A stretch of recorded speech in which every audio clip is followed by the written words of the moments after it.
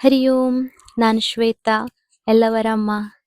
ಬಹಳಷ್ಟು ಸಲ ಹಿಂಗಾಗ್ತು ಅಲ್ದಾ, ನಾವೇನೋ ಅಂದ್ಕೊಂಡು ಶುರು ಮಾಡಿರ್ತ ಆಮೇಲೆ ಅದಿನ್ನ ಹೆಂಗೋ ಎಂಡ್ ಆಗೋಗ್ತು. ನಾವು ಅಂದ್ಕೊಂಡಂಗೂ ಆಗ್ತಿಲ್ಲ, ನಮ್ಗೆ ಬಳಕೆಗೆ ಬಪ್ಪಂಗೂ ಆಗ್ತಿಲ್ಲ. ಇವತ್ತೆಂತ ಆಯ್ತು ಅಂದ್ರೆ, ಬೆಳಗ್ಗೆನೆ ಬಿಸಿಲು ಚೆನ್ನಾಗಿ ಬಂದದ್ ಕಂಡತ್ತು. ಹಂಗ ಇಕ್ಕಂಡ್ ಸಂಡ್ಗೆ ಮಾಡ್ಕೊಂಬ ಅನ್ಕಂಡೆ, ಮಳೆಗಾಲಕ್ಕೂ ಆಗ್ತು ಹೇಳಿ. ಅದನ್ನ ವಿಡಿಯೋನು ಮಾಡುವ ಅನ್ಸಿತ್ತು. ಎಂತಕೆಂದ್ರೆ ಇವಾಗಂತೂ ಎಲ್ಲವೂ ಆಲ್ಮೋಸ್ಟ್ ಆಗಿ ಸಂಡಿಗೆ, ಹಪ್ಳ ಇಂಥದನ್ನ ಮಾಡ್ತಾ ಇರ್ತಾ ಒಂದಷ್ಟು ಜನಕ್ಕೆ ಯೂಸ್ ಆಗ್ಲಕ್ಕು ಅಂತಾನು ಅನ್ಸಿತ್ತು. ನಂಗೂ ಒಂದು ಒಳ್ಳೆ ಕಂಟೆಂಟ್ ಆಗ್ತು ಅಳ್ಕೊಂಡು ವಿಡಿಯೋ ಮಾಡೋದಕ್ಕೂ ಪ್ರಿಪ್ರೇಷನ್ ಮಾಡ್ಕೊಂಡೆ. ನಾವು ಹಿಂಗೆ ಏನಾದರೂ ಒಂದು ಕೆಲಸ ಮಾಡೋದಕ್ಕೂ ಅದನ್ನ ವಿಡಿಯೋ ಅಂತ ಅನ್ಕೊಂಡು ಮಾಡೋದಕ್ಕೂ ತುಂಬಾನೇ ವ್ಯತ್ಯಾಸ ಇರ್ತು. ನಾವು ಹಿಂಗೆ ಮಾಡ್ತಾ ಏನೋ ಒಂದು ಸ್ವಲ್ಪ ಹೆಚ್ಚು ಕಡಿಮೆ ಆಯ್ತು, ಕಂಟಿನ್ಯೂಟಿ ಮಿಸ್ ಆಯ್ತು ಅಂತಂದ್ರೂ ಏನೂ ಸಮಸ್ಯೆ ಆಗ್ತಿಲ್ಲ.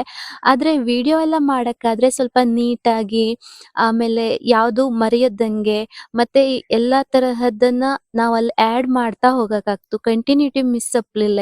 ಇದೆಲ್ಲ ತಲೆಯಲ್ಲಿ ಇಟ್ಕೊಂಡು ಮಾಡೋಕ್ಕಾಗ್ತು. ನಾನು ಎಲ್ಲ ಥರ ತಯಾರಿ ಮಾಡ್ಕೊಂಡು ಸಂಡ್ಗೆ ಮಾಡುವ ಅಂತ ಹೇಳಿ ಎಲ್ಲಾನು ಪ್ರಿಪ್ರೇಷನ್ ಮಾಡ್ಕೊಂಡು ಶುರು ಮಾಡಿದೆ ಕೆಲಸವ. ಸ್ವಲ್ಪ ಕಷ್ಟ ಅಂತ ಅನಿಸಿತ್ತು, ಮಾಡ್ತಾ ಇದ್ದಿದ್ದೆ. ಬಿಸಿಲು ತುಂಬ ಜೋರಾಗಿದ್ದಿತ್ತು. ಸೊ ಮಧ್ಯಾಹ್ನ ಒಂದು 12 ಗಂಟೆ ಹೊತ್ತಿಗೆ ನನಗಿದು ಹಿಟ್ಟೆಲ್ಲ ರೆಡಿ ಆಯ್ತು. ಆ ಬಿಸಿಲಲ್ಲಿ ಕುತ್ಕೊಂಡು ಹಪ್ಪಳನ ಎರಿತಾ ಇದ್ದಿದ್ದೆ. ಅಮ್ಮ ಹೇಳಿತ್ತು, "ಈ ಬಿಸಿಲಲ್ಲಿ ಕುತ್ಕೊಂಡು ಎಂತಕ್ಕೆ ಅಷ್ಟೆಲ್ಲ ತ್ರಾಸ ತಕತ್ತೆ, ಸ್ವಲ್ಪ ಹೊತ್ತು ಬಿಡು, ಸ್ವಲ್ಪ ತಂಪಾದ್ಮೇಲೆ ಮಾಡ್ಲಕ್ಕು" ಅಂತ ಹೇಳಿ. ಆದರೆ ನನಗೆ ಮಧ್ಯಾಹ್ನ ಅಂತಂದರೆ ಮತ್ತೆ ಡ್ರೆಸ್ ಎಲ್ಲ ಚೇಂಜ್ ಆದರೆ ಅದು ಕಂಟಿನ್ಯೂಟಿ ಮಿಸ್ ಆಗೋಗ್ತು. ಬಿಸಿಲಲ್ಲಿ ಮಾಡಿದ್ರೆ ಕಂಟೆಂಟ್ ಚೆನ್ನಾಗಿ ಬಂತು, ಹೀಗೆಲ್ಲ ಅಂದ್ಕೊಂಡು ಮಾಡ್ತಾ ಇದ್ದಿದ್ದೆ. ಆ ಬಿಸಿಲಲ್ಲಿ ಕುಂತು ಹಪ್ಪಳ ಎರೆದು ಹುಸ್ಸಪ್ಪ ಅಳ್ಕೊಂಡು ಒಂದು ಸ್ವಲ್ಪ ತ್ರಾಸ ಆದರೂ ಅಡ್ಡಿಲ್ಲ ಹೇಳ್ಕೊಂಡು ಮಾಡ್ಕೊಂಡೆ. ಸ್ವಲ್ಪ ಹೊತ್ತಾಯ್ತು, ಊಟ ಮುಗಿಸ್ಕೊಂಡು ಬಂದು ನೋಡೋಷ್ಟೊತ್ತಿಗೆ ಅಚ್ಚೆ ಮನೆ ಕುನ್ನಿ ಬಂದದ್ದೆಲ್ಲಾನು ಚೊಕ್ಕ ಮಾಡಿ ಕುದ್ದು. ಪಾಪ ನಾವು ನಾಯಿಗೆ ಬೈಯೋದಕ್ಕಾಗ್ತಿಲ್ಲ ಅಲ್ವಾ, ಅದಕ್ಕೇಂತ ಗೊತ್ತಾಗ್ತು ಅದ್ರ ಹಿಂದೆ ಎಷ್ಟು ಶ್ರಮ ಇದ್ದಿತ್ತು, ನಾವು ಎಂಥ ಕಷ್ಟದಿಂದೆಲ್ಲ ಕಷ್ಟಪಟ್ಟು ಅದನ್ನು ಮಾಡಿಟ್ಟ ಇದ್ದೋಳು. ನಾಯಿಗೇನು ಗೊತ್ತಾಗ್ತು, ಅದು ತಿನ್ನೋದೇನೋ ಅಂತ ಇದ್ದೊಳ್ಗೆ ಒಂದಷ್ಟು ತಿಂದತ್ತು, ಇನ್ನೊಂದಷ್ಟನ್ನು ಹಾಳು ಮಾಡಿತ್ತು. ಒಟ್ನಲ್ಲಿ ಪೂರಾ ಚೊಕ್ಕ ಮಾಡಿ ಕೂತು. ಬೆಳಗ್ಗೆಯಿಂದ ಅಷ್ಟೆಲ್ಲ ಕಷ್ಟಪಟ್ಟು ಮಾಡಿದ್ದು ಹಿಂಗೆ ಹಾಳಾಗೋತಲೆ ಅಂತ ರಾಶಿನೇ ಬೇಜಾರಾಯ್ತು.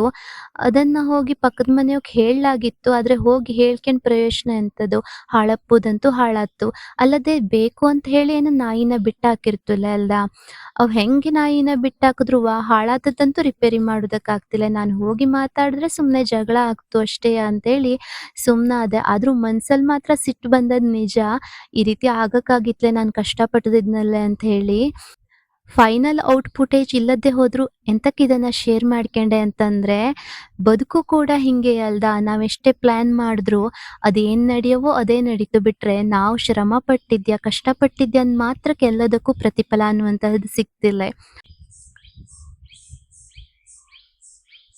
ನಾವೆಷ್ಟೇ ಪ್ಲ್ಯಾನ್ ಮಾಡ್ಕೊಂಡು ಕೆಲಸ ಮಾಡಿರುವ ಕೊನೆಗೆ ಅದು ಏನಾಗವೋ ಹಾಗೆ ಆಗ್ತು. ನಮಗೆ ಯೋಗ ಇದ್ದಷ್ಟೇ ಸಿಕ್ತು ಅಂತ ಅಂದ್ಕೊಂಡು ಸುಮ್ಮನಾಗ. ಕೃಷ್ಣ ಹೇಳ್ತನಲ್ಲೇ, ಕರ್ಮಣ್ಯೇವಾಧಿಕಾರಸ್ಥೆ ಮಾ ಫಲೇಶು ಕದಾಚನ ಹೇಳಿ. ಕರ್ಮಗಳನ್ನು ಮಾಡು, ಪ್ರತಿಫಲವನ್ನು ನಿರೀಕ್ಷೆ ಮಾಡಡಾಳಿ. ಅದೇ ರೀತಿ ನಾವು ಜೀವನದಲ್ಲಿ ಎಷ್ಟೇ ಶ್ರಮವನ್ನು ಪಟ್ಟರು, ಕಷ್ಟಪಟ್ಟರು ಎಲ್ಲದಕ್ಕೂ ಪ್ರತಿಫಲ ಸಿಕ್ಕೇ ಸಿಕ್ತು ಅಂತ ಹೇಳೋದಕ್ಕಾಗ್ತಿಲ್ಲ ಅಲ್ದಾ. ಕೆಲವೊಂದಕ್ಕೆ ಫಲ ಸಿಗದೆ ಹೋಗ್ಲಕ್ಕು, ಕೆಲವೊಂದಕ್ಕೆ ಕಷ್ಟಪಡದೇನೂ ಫಲ ಸಿಗ್ಲಕ್ಕು. ಯಾವುದು ನಮ್ಮ ಯೋಗದಲ್ಲಿದ್ದೋ ಅದು ನಮ್ಗೆ ಖಂಡಿತವಾಗಿಯೂ ಸಿಕ್ಕೇ ಸಿಕ್ತು. ಹಾಗಂತ ಪ್ರಯತ್ನ ಮಾಡುವಂತಹದನ್ನು ನಿಲ್ಲಿಸೋದಕ್ಕಾಗ. ಇವತ್ತು ನಾನು ಹಪ್ಪಳ ಮಾಡೋದಕ್ಕೆ ಹೋಗಿ ಹಿಂಗಾಯ್ತು, ಅದೇ ಇನ್ನೊಂದು ಸರ್ತಿ ಮಾಡೋಕ್ಕಾದ್ರೆ ನಾನು ಎಚ್ಚರಿಕೆಯಿಂದ ಇರ್ತೆ. ನಾಯಿ ಬರ್ಲಕ್ಕು ಅಂತ ನನಗೆ ಆ ತಲೆಯಲ್ಲಿ ಅಲ್ಲೊಂದು ಯೋಚನೆ ಇದ್ದೇ ಇರ್ತಲ್ದಾ. ಹಾಗಾಗಿ ನಾನೇ ಕಾವಲು ಕಾಯ್ಲಕ್ಕು ಅಥವಾ ಅದಕ್ಕೇನಾದರೂ ಒಂದು ಹೊಸ ವ್ಯವಸ್ಥೆಯನ್ನು ಮಾಡ್ಕೊಂಬ್ಲಕ್ಕು. ಹಂಗಾಗಿ ಶ್ರಮ ಅನ್ನುವಂತಹದ್ದು ಯಾವತ್ತೂ ವೇಸ್ಟ್ ಆಗ್ತಿಲ್ಲ.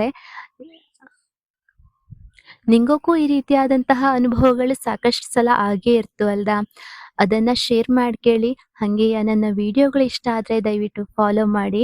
ಮತ್ತೆ ಮುಂದಿನ ವಿಡಿಯೋಗಳಲ್ಲಿ ಸಿಗ್ತೆ. ಇನ್ನೊಂದು ಸಲ ಈ ಒಂದು ರೆಸಿಪಿನ ಟ್ರೈ ಮಾಡಿದ್ರೆ ಖಂಡಿತವಾಗಿಯೂ ನಿಗಳ ಜೊತೆ ಶೇರ್ ಮಾಡ್ಕತೆ. ಹಾಗೆ ನನ್ನ ಯೂಟ್ಯೂಬಿಗೂ ಫೇಸ್ಬುಕ್ ಪೇಜ್ಗೂ ಫಾಲೋ ಮಾಡೋದನ್ನು ಮರೆಯಡಿ.